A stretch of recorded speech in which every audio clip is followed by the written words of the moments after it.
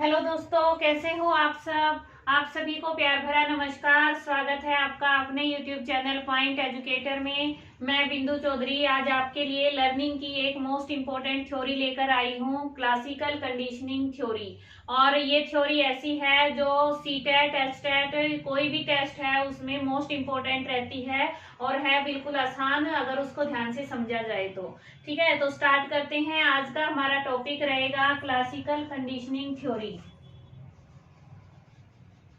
Classical conditioning theory Hindi में कहते हैं क्लासिकल अनुबंधित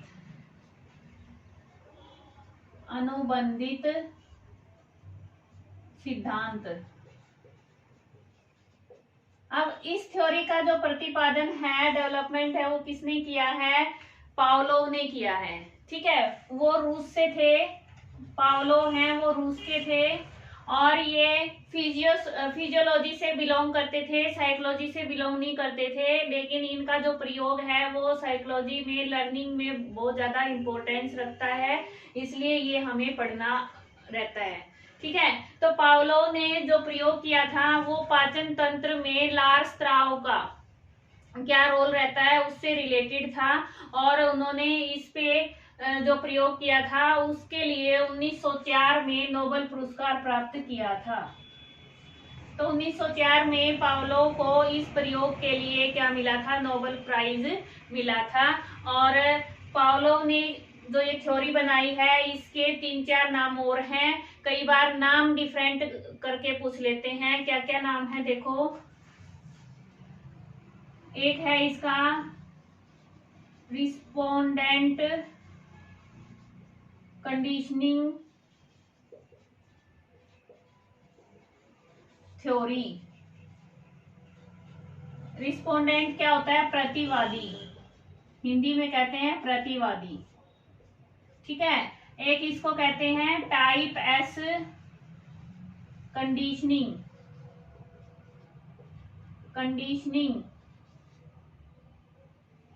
एक मिनट, स्पेलिंग कंडीशनिंग। ठीक है, टाइप एस कंडीशनिंग। इसको स्टिमुलस कंडीशनिंग भी कहते हैं। स्टिमुलस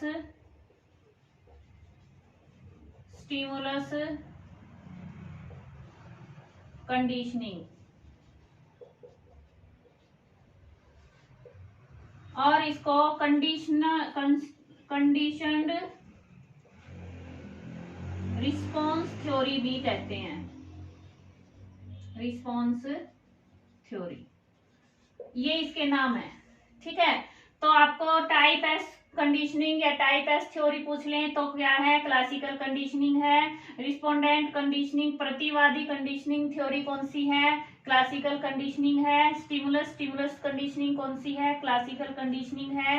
ये कंडीशनिंग की स्पेलिंग यहाँ पे फिर गलती कर दी मैंने।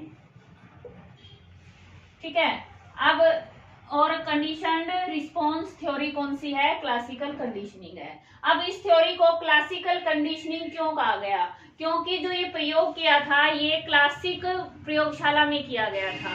ठीक है, तो इसलिए इसका नाम क्लासिकल कंडीशनिंग थ्योरी पड़ा है।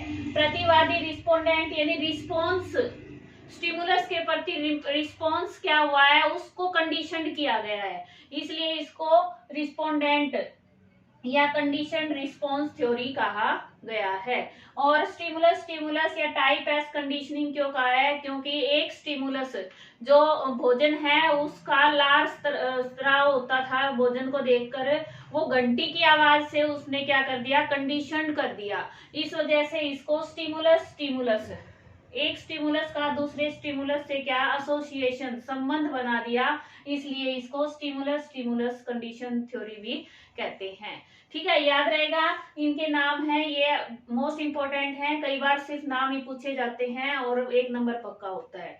अब इस थ्योरी में क्या प्रयोग हुआ था वो आपको बताती हूँ। इस थ्योरी में कुत्ते पर प्रयोग हुआ था। तो यहाँ से क्वेश्चन आता है कि पावलोव ने किस पर प्रयोग किया था? कुत्ते पर प्रयोग किया था। एक भूखा कुत्ता था, उसको ध्वनि नियंत्रित प्रयोगशाला में रखा गया। ठीक है। ध्वनि नियंत्रित क्यों? क्योंकि ध्वनि की एक ही आवाज है, एक ही साउंड, उससे उसको कंडीशन करना था, इसलिए ध्वनि नियंत्रित प्रयोगशाला में रखा गया और उस कुत्ते को भूखा रखा गया, कुछ दिन भूखा रखा। लेकिन जैसे ही उसके सामने भोजन परोसा गया, अब भोजन भूखे कुत्ते के सामने आ जाए, या फिर आप सोच के देखिए, इमेजिन कीजिए आपकी पसंद की चीज आपके सामने आ जाए तो क्या होता है, मुंह में पानी आ जाता है, लार आती है ना। तो कुत्ते के मुंह से लार स्त्राव होने लगी। अब कुत्ते के मुंह से लार स्त्राव हुई, ये क्या था, नेचुरल स्वाभाविक क्रिया थी।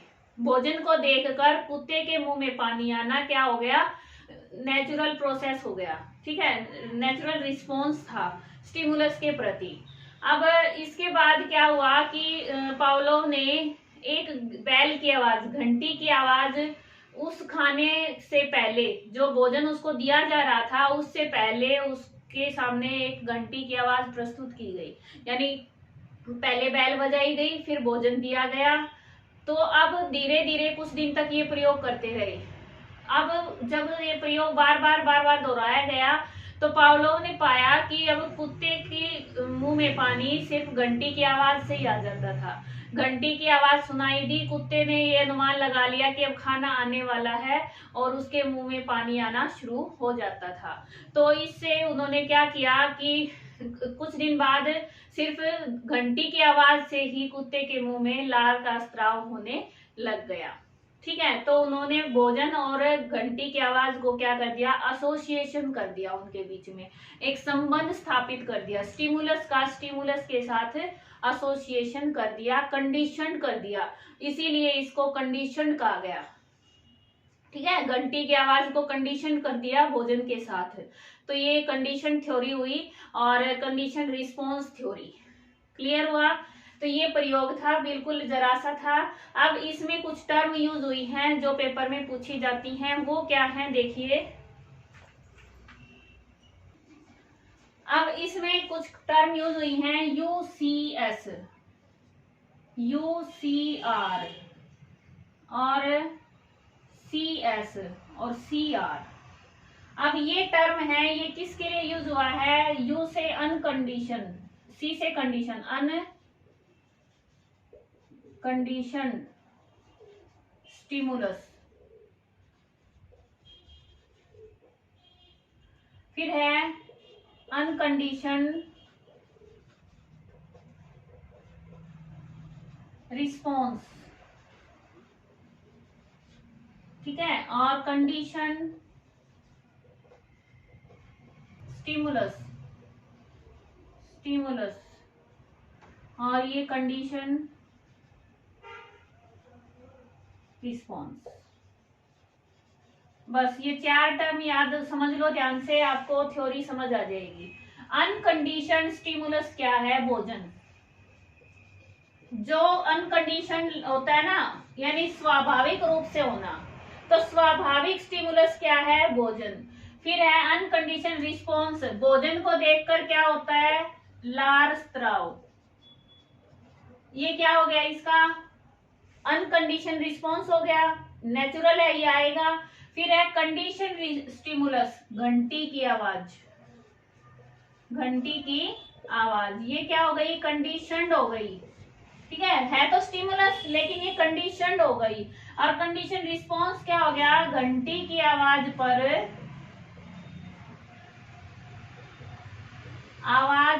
लार स्त्राव, लार स्त्राव, ये हो गया हमारा कंडीशन रिस्पॉन्स। बस ये चार टर्म हैं, इनकी कई बार फुल फॉर्म भी आ जाती है, ठीक है, याद रखना। और इसके बाद अगला बताती हूँ आपको कि इसके टाइप कौन कौन से हैं। जो स्टिमुलस है उसको प्रेजेंट करने का टाइमिंग के हिसाब से कुछ टाइप बताए हैं, वो कौन कौन से हैं। अब इन्होंने टाइम के अनुसार 4 टाइप से स्टिमुलस प्रेजेंट करना बताया है, ठीक है, 4 टाइप्स हैं। फर्स्ट है साइमल्टेनियस,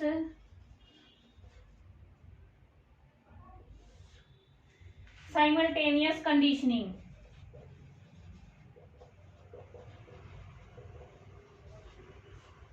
साइमल्टेनियस क्या होता है, एक साथ, यानी जो हमारा अनकंडीशन है भोजन है और घंटी की आवाज है, कंडीशन स्टिमुलस है, दोनों को एक साथ प्रस्तुत करना, एक साथ प्रेजेंट करना, वो हो गया साइमल्टेनियस।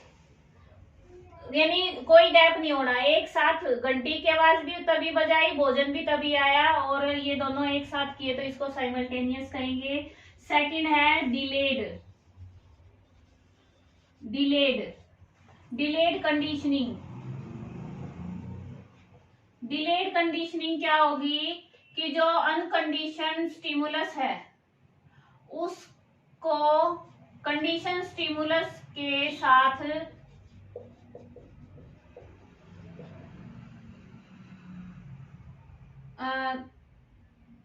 अनकंडीशन स्टिमुलस, एक मिनट, कंडीशन स्टिमुलस को, घंटी की आवाज को तब तक प्रस्तुत करना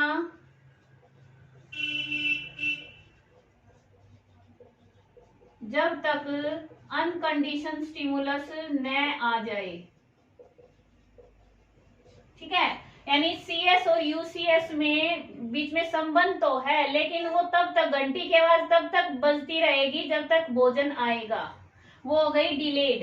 ठीक है, फिर थर्ड हमारी ट्रेस कंडीशनिंग। ट्रेस कंडीशनिंग क्या होगी,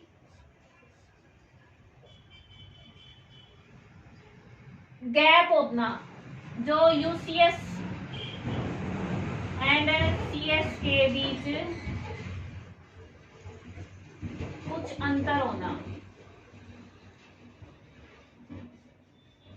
जो कुत्ते पर प्रयोग हुआ था ना, उसमें टाइम का सिर्फ 0.4 मिली सेकेंड या 0.5 मिली सेकेंड का अंतर रखा गया था, ज्यादा अंतर नहीं था, बिल्कुल ना के बराबर अंतर था। ठीक है, लेकिन ट्रेस में क्या होता है, कुछ अंतर होता है, पहले घंटी की आवाज बजा दी, फिर थोड़ा सा अंतर, फिर उसके सामने भोजन देना, तो वो क्या हो जाएगी, ट्रेस कंडीशनिंग। फिर हमारी बैकवर्ड कंडीशनिंग, और ये बैकवर्ड कंडीशनिंग है, ये यूजलेस है।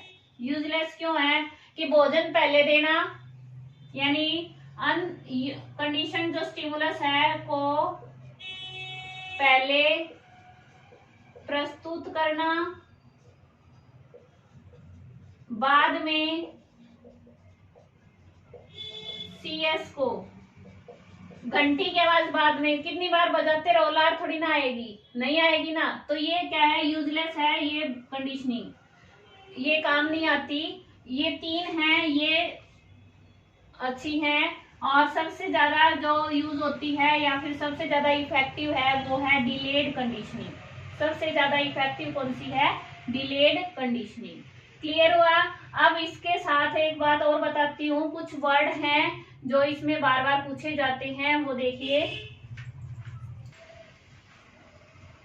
अब ये कुछ टर्म हैं जो इस थ्योरी में यूज होती हैं। पहली है जनरलाइजेशन, यानी सामान्यीकरण। सामान्यीकरण क्या होता है कि घंटी की आवाज की बजाय सभी प्रकार की आवाज को ही उसने अनुभव करना, उसके प्रति अनुक्रिया करना। अब एक एग्जांपल देती हूँ आपको। आप छोटे थे या गली में जो कुछ बेचने वाले आते हैं, पापड़ बेचने आते हैं, उनकी आवाज अलग होती है ना, आइसक्रीम वाले की आवाज अलग होती है, तो हर किसी की एक पहचान बना लेते हैं। तो छोटे बच्चे को पता चल जाता, स्टार्टिंग में जब सुनते हैं तो वो ध्वनियों में अंतर नहीं कर पाता, वो ये बस इतना पता चलता है कुछ बेचने वाला आया है, तो वो जनरलाइजेशन हो गया, सामान्यीकरण हो गया। ठीक है, लेकिन डिस्क्रिमिनेशन क्या होता है, विभेदन, यानी जो आवाज है उनमें अंतर कर पाना कि किस आवाज से क्या पता चल रहा है, किस घंटी की आवाज से उसे भोजन मिलेगा, कुत्ते को ये समझ में आना, वो हो जाएगा डिस्क्रिमिनेशन। और जनरलाइजेशन में कोई भी आवाज, कैसी भी घंटी बजा दो, उसी से लास्त्रा हो जाना, वो जनरलाइजेशन, उसने जनरलाइजेशन कर लिया कि पहले आवाज आएगी फिर खाना मिलेगा। लेकिन डिस्क्रिमिनेशन होता है कि स्पष्ट क्लियर अंतर होना ठीक है, कि किस आवाज से उसे खाना मिलेगा। ऐसे ही हमें अलग अलग, जैसे गली में ये आइसक्रीम वाले पापड़ वाले आते हैं, इनकी अलग अलग पता चल जाता है कि अब ये आया है, अंदर से पता चल जाता है बच्चों को कि पापड़ वाला गली में आया हुआ है, आइसक्रीम वाला आया हुआ है, या और कोई है जैसे, तो घंटी की आवाज से या फिर किसी और साउंड से वो क्या कर लेते हैं, कंडीशन कर लेते हैं। ठीक है, तो फिर है एक्सटिंक्शन। एक्सटिंक्शन होता है कि लुप्त होना। लुप्त होना क्या है, अब कई दिन निकल जाएं और गली में वो आवाज आए ही नहीं, समझ ही नहीं आए, फिर कई दिन धीरे धीरे करके क्या हो जाएगी, वो लुप्त हो जाएगी। ठीक है, तो कुत्ते को अगर कई दिन तक घंटी घंटी बजाते रहे, खाना मिले ही नहीं, तो वो उसके प्रति प्रतिक्रिया है, उसकी जो रिस्पॉन्स है वो ना के बराबर हो जाएगा, वो धीरे धीरे लुप्त हो जाएगा। ठीक है, वो लार स्राव उसका बंद हो जाएगा, वो हो जाएगा एक्सटिंक्शन। फिर है स्पॉन्टेनियस रिकवरी।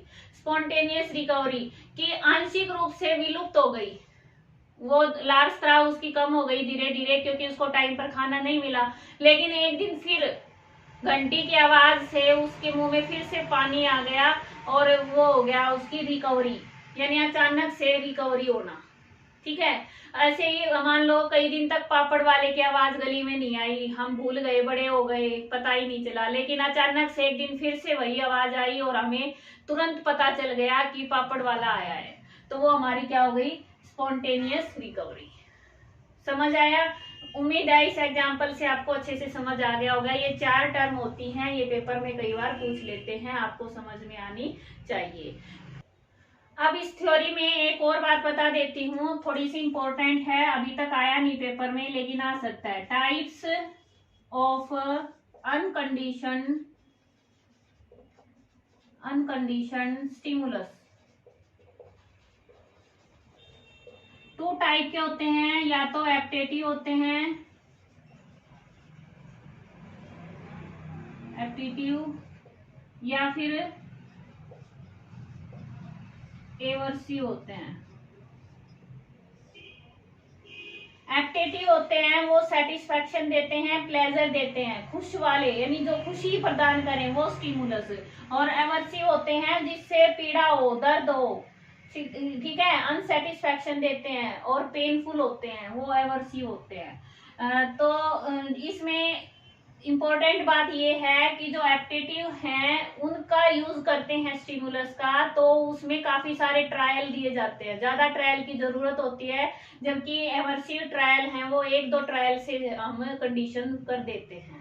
ठीक है, कंडीशनिंग जल्दी होती है एवर्सिव से, और एप्टेटिव में काफी ट्रायल किए जाते हैं, तब जाके कंडीशनिंग होती है। ठीक है, बस ये छोटी सी बात बतानी थी। और इस तरह से ये थ्योरी है, ये मैंने कंप्लीट करवा दी है, इससे ज्यादा नहीं पूछा जाता, इतना ही पूछा जाता है। आप ध्यान से पढ़े, एक बार दोबारा देख ले अगर समझ नहीं आया हो तो, और कोई भी डाउट है तो आप कमेंट में बता सकते हैं। मिलते हैं नेक्स्ट वीडियो में। Thanks for watching. आपका दिन शुभ हो। धन्यवाद।